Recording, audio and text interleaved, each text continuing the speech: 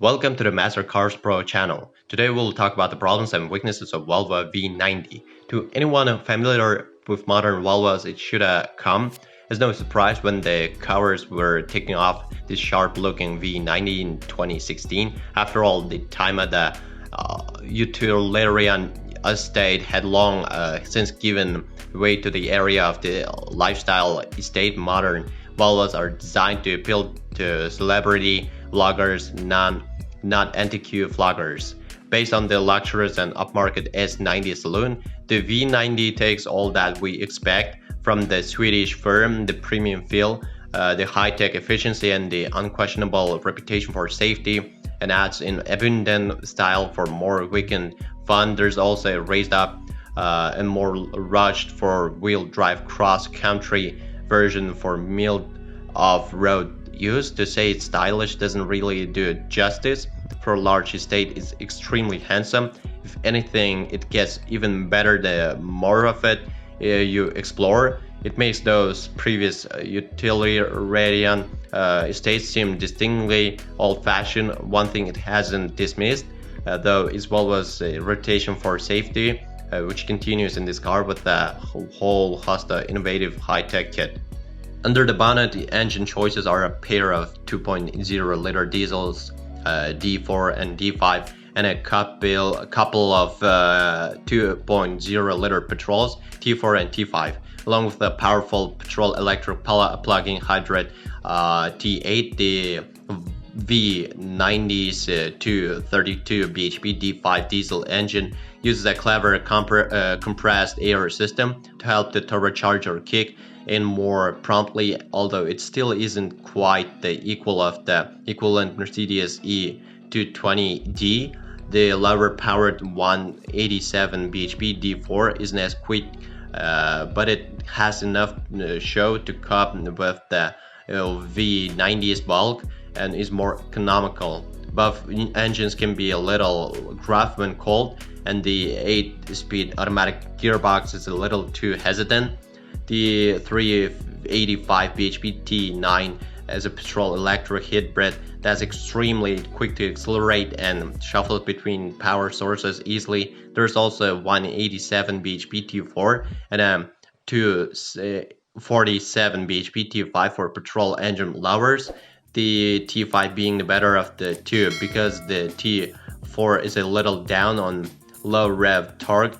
Will need to be phrased more in the real world to make similar progress to the more powerful T5.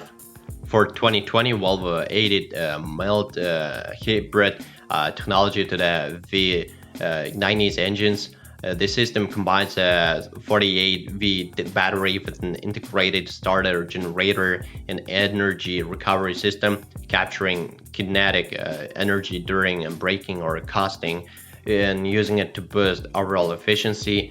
These engines started with B distinguish them from the regular D and T engines. Entry-level momentum startup the trims. You get LED headlights, heated leather seats, sat-nav Bluetooth, and a DAB radio. On top of that, there's a powered bootlit keyless start and rear parking sensors. Stepping up to inscription brings extra interior lighting, Napa leather seats, and larger 12.3-inch digital instrument cluster, as well as bigger alloy wheels and electric front seats. Are designed as different suspension that makes the ride harsher, so it avoids its otherwise tempting package. The V90 in all its guises is a peaceful cruiser, although not to the extent that it can match the whisper quiet BMW 520D touring. Engine noise in the diesels is the biggest nuisance. At idle, there's the mid rumble that seems out of sorts with a premium wagon, but this fades to a reasonable background thrum on the move. The T4 petrol engine is a touch coarse, but the T5 and T6 are hushed unless you're really thrashing them. The T8 is virtually silent when running on electricity, while the car's petrol engine is much more refined than the diesels. It's comfortable too on all manners of roads. Ride comfort is crucial in family estates, and this is another area in which the V90 presses, especially if the original owner ticked the box for the optional adaptive dampers. That includes air suspension at the rear. It helps the VW V90 glide along motorways with a relaxing buoyancy and rise over most surfaces at town speeds in a composed fashion. Its motorway refinement is excellent, although it's fair to say it can't quite match its sporty rivals when it comes to handling finesse. As mentioned, it's certainly distinctive and eye-catching from the outside, and things are even better when you step inside. It's spacious, stylish, and impressively plush to compete against those premium models from the German brands, including the very capable BMW 5 Series Touring, Audi A6 Avant, and Mercedes-Benz E-Class Estate. The V90's Sensus infotainment system features a 9.0-inch portrait touchscreen through which you control many of the car's functions. At times it's unresponsive and hard to find what you want within the vast array of menus and functions, and trying to press some of the smaller icons while driving is pretty tricky. Volvo seats are famous for their supportiveness, and the V90s are no different. While wide-ranging electrical adjustment, including for lumbar support, make it easy to get settled. The sport seats in art design trim are particularly good, keeping you secure between their enhanced side bolsters. During hard cornering, the Volvo V90 is superb at accommodating for adults. Those in the front get loads of head and leg room, and it's the same in the rear with class-leading knee room back there. It's more of a squeeze with wise for 3 larger adults sat in the rear, but 3 children can sit side by side perfectly and happily. Although the V90's 560-liter boot all but matches that of a BMW 5 Series Touring in volume, the reality is it struggles to fit 8 carry-on suitcases that fit easily in its rival. It's smaller still next to the A6 Avance boot and thrashed by the carrying capacity of the E-Class Estate. In theory, the most economical V90 is the 2.0-liter T8 petrol electrical hybrid model.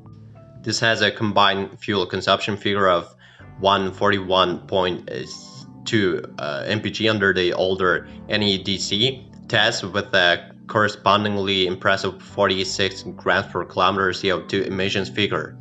However, this will be achievable only in very limited circumstances, with its real-world figure being considerably more ordinary. If it fits into your lifestyle, though, it's worth a look.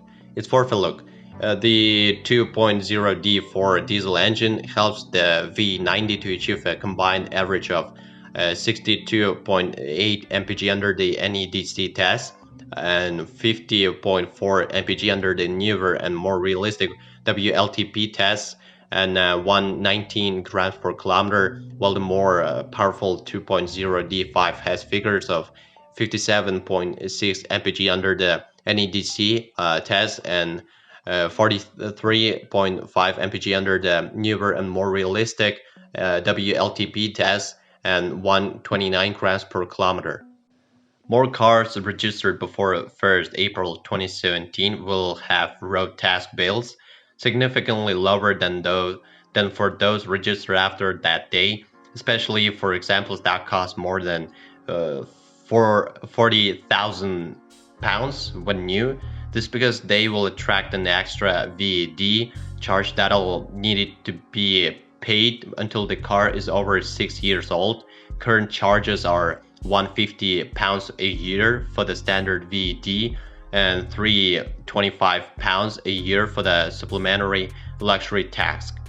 Volvo doesn't have specific fixed price servicing costs, but main dealer servicing is competitive with other premium brand manufacturers. The V90 will have been used on motorways as well as on school runs, so check the bodywork for stone chips and parking scuffs, as well as for any damage to the alloy wheels. Also, there's some lighter interior trim colors in some versions, so make sure there are no stains to the seats and carpet in both the wells and boot.